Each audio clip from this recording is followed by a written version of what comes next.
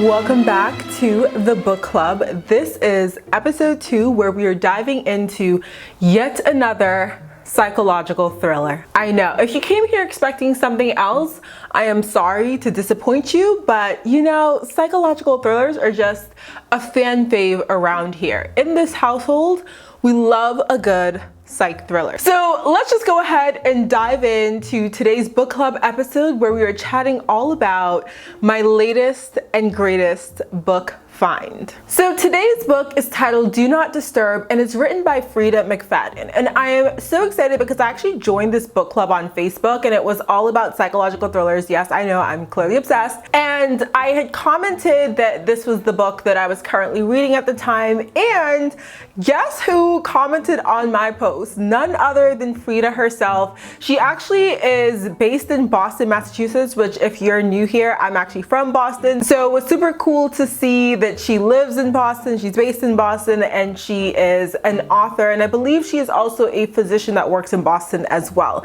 So like I said, the book is called Do Not Disturb. It's written by Freida. Let's go ahead and get into the summary. So I have some notes here on my phone that I'm going to reference and read you guys the synopsis of this book. Quinn Alexander has committed an unthinkable crime. Ooh. Mysterious.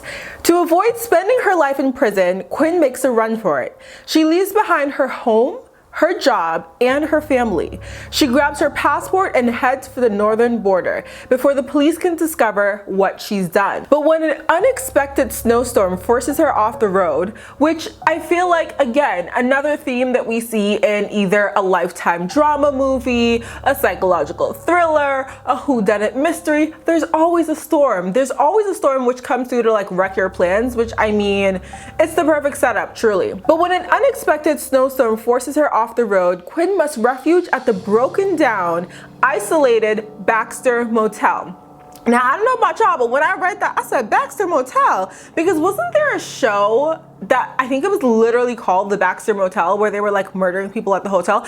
I don't know, but I read that and that's immediately what I thought about. Why are you gonna stay at the Baxter Motel? That's just not the place to be, and it's run down. Girl, don't do that to yourself. But I mean, I guess she has no choice because she's literally on the run. The handsome and kindly owner, Nick Baxter, is only too happy to offer her a cheap room for the night.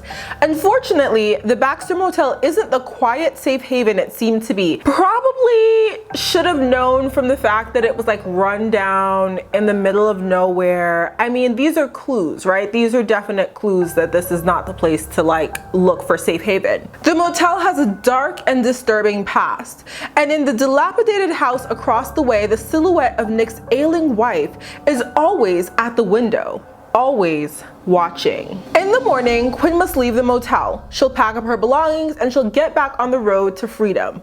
But first, she must survive the night. I know, another cliffhanger. We love a synopsis with a cliffhanger. So I'm gonna give this book a 4.95 out of 5. I actually wrote down 4.5 on my like notes, but I was like, no, this is definitely a 4.95 out of 5. I only have kind of like one issue with the book, which we will get into as I dive into my review. Okay guys, so let's go into my thoughts about this book and my review. So this book is really interesting because it's told from a couple different perspectives. It's told from the perspective of Quinn, who we've just heard of, who's basically like the main character, right? It's also told from the perspective of Quinn's sister, Claudia, Quinn's sister's husband, Rob, and also the ailing wife who we've seen in the window, which I forget her name. No, wait, her name is Rosalie. So it's also told from Nick's wife, and Nick is, again, the owner of the motel. It's told from her perspective as well. So we have these 4 different perspectives,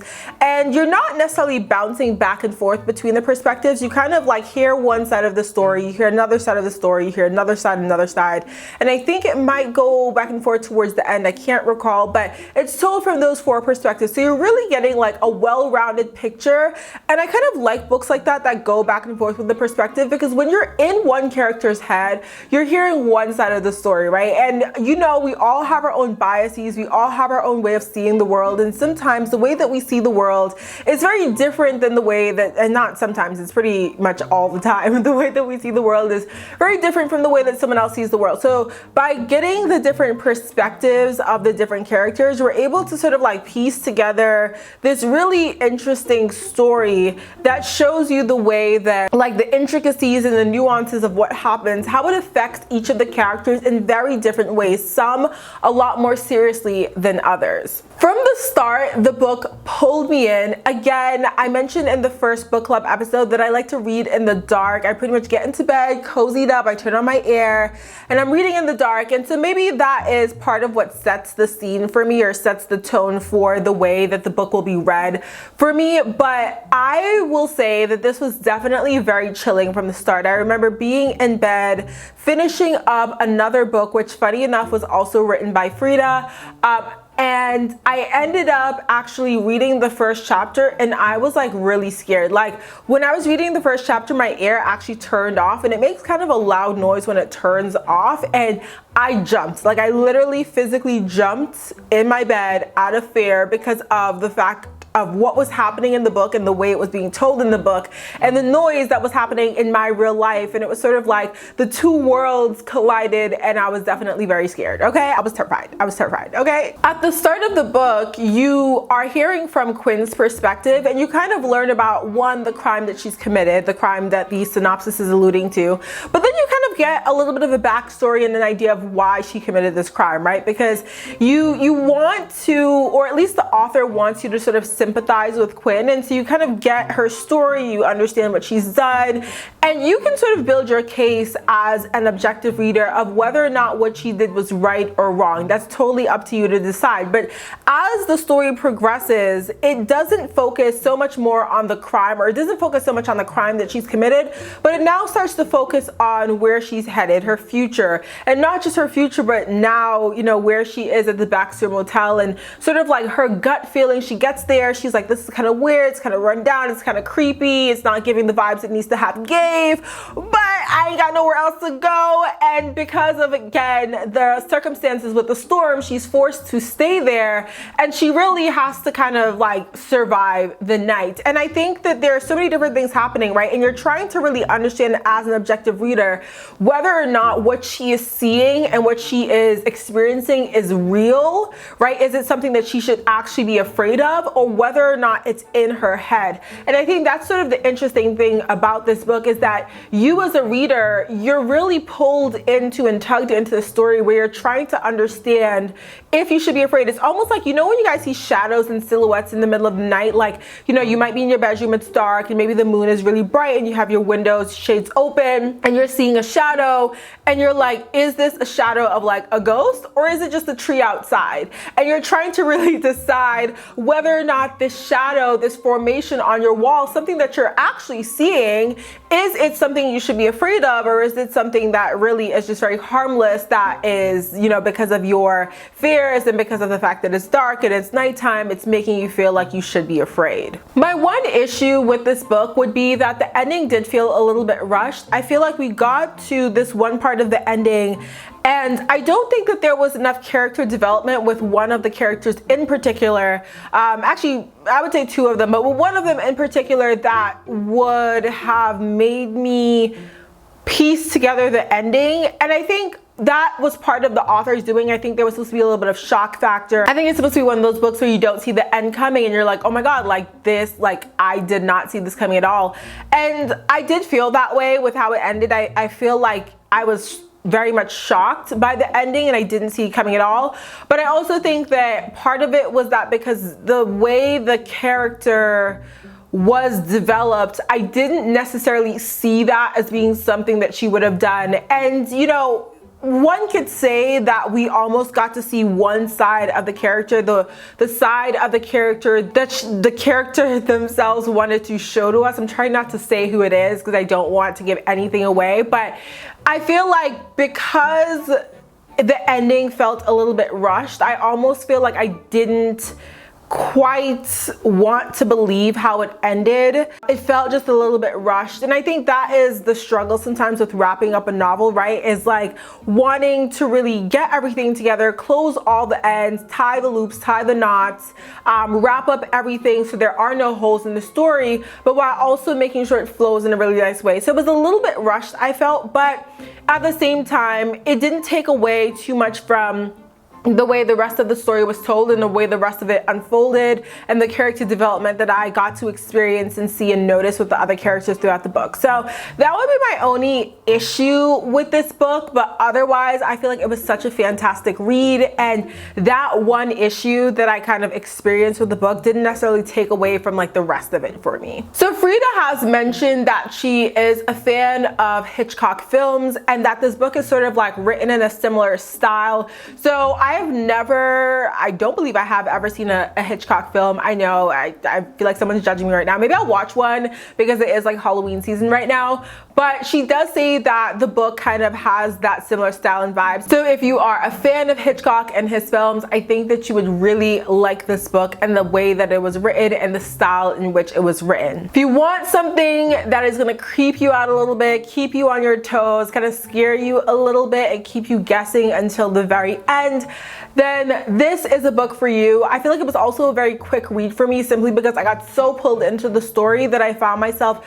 reading past like the time I said I would stop each night. So I finished this book in about 3 days, which is pretty quick. I think you could sit down and finish this book literally in one sitting. It's about 300 and something pages. So it's definitely a book that you can finish in one sitting, but I definitely prefer to chunk my books up. I don't like to read just a book in one sitting. That's just my personal preference, but it is something that is a quick read. So if you wanted to read it quickly in one setting, you definitely could. It keeps you captivated in a way that doesn't make it boring for you to read it for long periods of time. Lastly, I'll also say that I did read another book by Freida called The Locked Door, and I'm also reading another book by her right now called The Perfect Son. The Perfect Son is setting up to be a really good book. Like I'm really enjoying that one right now. So I think my next review might be on that one. I don't want to do a bunch of like Freida reviews. She's written a lot of books and they all seem to kind of be like psychological thrillers, very chilling, all that good stuff, and just the way she writes, I very much enjoy it. So I have a feeling I'm gonna pretty much read all of the stuff that she's ever written. I might do a review on The Locked Door, but I absolutely think I will do a review on The Perfect Son. Let me know down below if you've ever read anything by Freida, if you enjoy her writing, if her style is definitely your vibe, all that good stuff, because I truly just enjoy her books. Lastly, I wanted to read some other reviews from other folks that I saw on Amazon to kind of like sell you guys on this book and give you another perspective or others' perspective, just in case you are not necessarily sold on my perspective. So I got my notes here. Like I said, so one review said, warning, once you start this, you will not be able to put it down. I highly agree. I think that is completely correct. Another review said, best book I read in a long time, highly recommend. Love that. Another review said, a homage to suspense master Alfred Hitchcock. This fun, fast-paced page turner was full of surprising twists and just the right amount of creepiness. I would highly agree with that. We have another review that says, Do Not Disturb is beyond brilliant, compelling, and completely, utterly unputdownable. I love that. That gives me vibes like Marie Forleo. Like that sounds like a Marie Forleo type of word. I wonder if she wrote that review. And the last review that I have here says, wow, Freida does it again. From the very first line to the very end, nobody could predict the twists and turns in her new book, Do Not Disturb. I devoured this with glee and I could not put it down. So there you guys have it, my review as well as a few other reviews from Amazon. Let me know down below if you've read this, if you've read anything else by Freida, if you like this book, if you didn't like this book. I kind of want to hear your take on it as well. I want to thank you guys for tuning in to the second episode of the book club. This has been amazing. I've enjoyed having you guys here. I've enjoyed chatting with you. Cheers, my lovely friends. Okay, tea for all. Cheers to you, cheers to me, and I will chat with you guys in the very next book club episode.